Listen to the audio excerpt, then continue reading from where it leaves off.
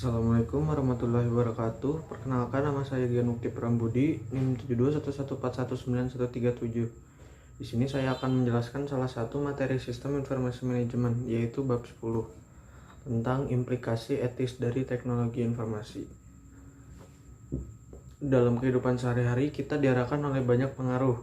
Sebagai warga negara yang memiliki tanggung jawab sosial, kita ingin melakukan hal yang secara moral benar, berlaku etis, dan mematuhi hukum. Nah, yang pertama, ini ada moral. Moral itu merupakan tradisi kepercayaan mengenai perilaku yang benar dan yang salah, atau institusi sosial dengan sejarah dan seperangkat aturan. Lalu ada etika. Kata etika ini berasal dari bahasa Yunani, yaitu ethos, yang berarti karakter.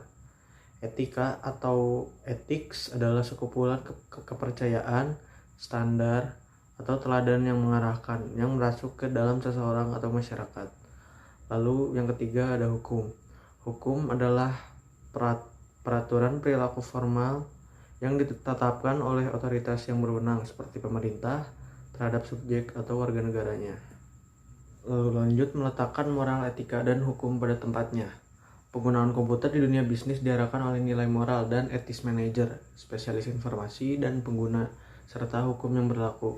Hukum adalah hal yang termudah untuk diinterpretasikan karena bersifat tertulis, tetapi etika tidak terdefinisi demikian tepat, dan mungkin bahkan tidak disetujui oleh semua anggota masyarakat. Wilayah etika komputer yang kompleks inilah yang saat sangat banyak diperhatikan.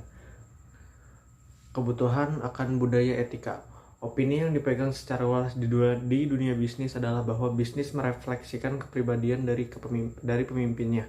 Sebagai contoh, pengaruh James Cash Penny pada J.C. Penney Colonel, John Peterson di National Cash Register, atau Thomas G. Watson SR di IBM menentukan kepribadian dari perusahaan-perusahaan tersebut.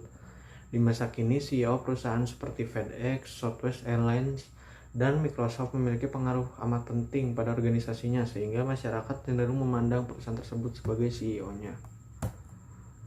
Keterkaitan antara CEO dengan perusahaannya merupakan dasar untuk budaya etika.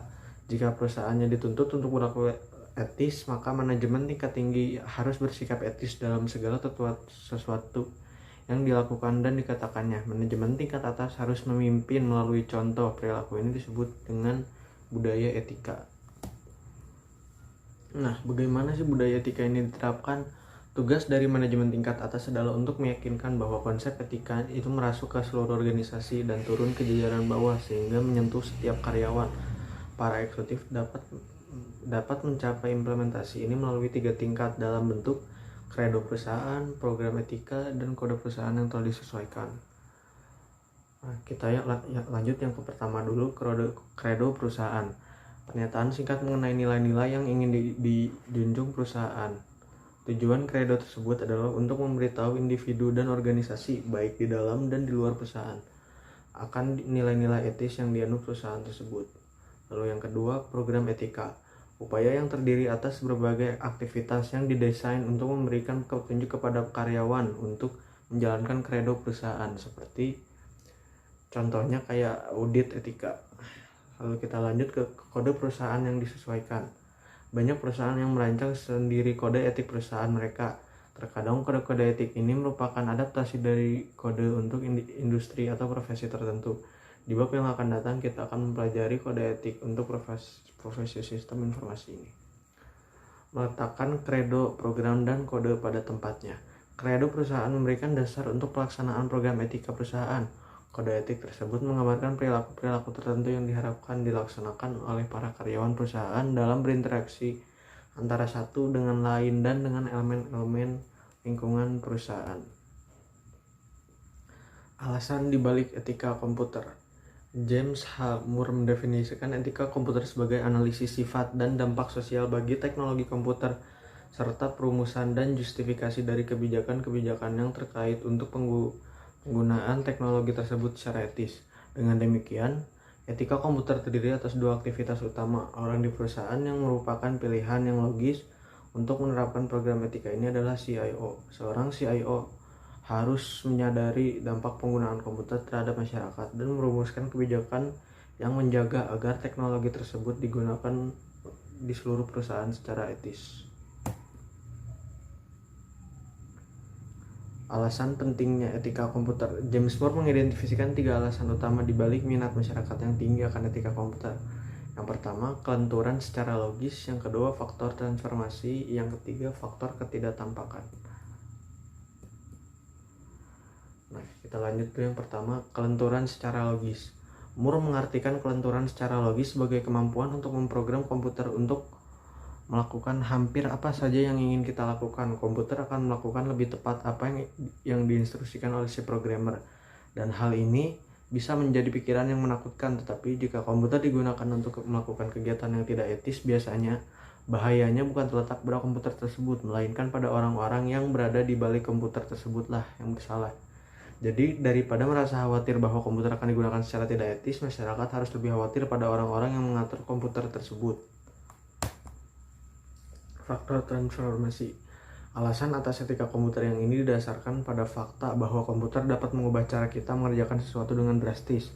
Salah satu contohnya adalah email. Email itu tidak menggantikan surat biasa atau sambungan telepon, melainkan menyediakan cara berkomunikasi yang benar-benar baru. Transformasi yang sama juga dapat dilihat pada cara manajer melaksanakan pertemuan. Jika dulu para manajer harus berkumpul secara fisik di lokasi yang sama, kini mereka tinggal mengadakan pertemuan di dalam bentuk video conference. Lalu faktor yang ketiga untuk minat masyarakat atas etika komputer adalah karena masyarakat memandang komputer sebagai kotak hitam. Seluruh operasi internal komputer tersebut tersembunyi dari penglihatan. Ketidaktampakan operasi internal ini memberikan kesempatan terjadinya nilai-nilai programan yang tidak tampak, perhitungan yang rumit yang tidak tampak, dan penyalahgunaan yang tidak tampak. Oke, kita lanjut ke selanjutnya, audit informasi. Saat menyusun etika penggunaan komputer, satu kelompok dapat memegang peranan yang amat penting. Mereka adalah para auditor internal. Perusahaan dengan semua ukuran mengandalkan auditor eksternal dari luar organisasi untuk memverifikasikan keakuratan catatan akuntansi. Perusahaan-perusahaan yang lebih besar memiliki staf tersendiri yang berfungsi sebagai auditor internal yang melaksanakan analisis yang sama seperti auditor eksternal, namun memiliki tanggung jawab yang lebih luas. Beberapa auditor eksternal juga melaksanakan beberapa jenis audit internal dan mengawasi pekerjaan para auditor internal, namun setelah peristiwa Enron, praktik ini tidak berlanjut. Pentingnya objektivitas. Hal unik yang ditawarkan oleh auditor internal adalah objektivitas. Mereka beroperasi secara independen terhadap unit-unit bisnis perusahaan dan tidak memiliki hubungan dengan individu atau kelompok lain di dalam perusahaan. Keterlibatan mereka satu-satunya adalah dengan Dewan Komisaris, CEO, dan CIO. Agar para auditor dapat menjaga objektivitas, mereka harus menyatakan bahwa mereka tidak menginginkan tanggung jawab operasional sistem yang mereka bantu kembangkan. Mereka hanya bekerja dengan kapasitas sebagai penasihat. Mereka membuat rekomendasi untuk manajemen, dan manajemen memutuskan apakah mereka akan menerapkan rekomendasi tersebut. Jenis aktivitas audit. Nah, jenis aktivitas audit ini ada 3. Yang pertama, audit finansial. Audit finansial ini merupakan audit yang memverifikasi catatan-catatan perusahaan dan merupakan jenis aktivitas yang dilaksanakan oleh audit eksternal. Lalu yang kedua ada audit operasional. Ini tidak dilaksanakan untuk memverifikasikan keakuratan catatan, melainkan untuk memvalidasi efektivitas produksi. Ketika para auditor internal melaksanakan audit operasional, mereka mencari 3 fitur sistem dasar. Yang pertama, kecukupan dalam pengendalian, efisiensi, kepatuhan dengan kebijakan perusahaan. Lalu lanjut, audit berkelanjutan. Sama dengan audit operasional, tetapi audit berkelanjutan berlangsung terus-menerus. Lalu lanjut, menerapkan etika dalam teknologi informasi. Perusahaan tidak harus mengusahakan semua pekerjaan sendiri. Bantuan dalam bentuk kode etik dan program edukasi etika yang dapat memberikan fondasi untuk budaya tersebut. Program edukasi dapat membantu menyusun kredo perusahaan dan meletakkan program etika pada tempatnya. Kode etik dapat digunakan seperti apa adanya atau disesuaikan dengan perusahaan tersebut. Oke, mungkin sekian representasi dari saya. Mohon maaf apabila ada kesalahan. Wabillahi taufiq wal hidayah. Wassalamualaikum warahmatullahi wabarakatuh.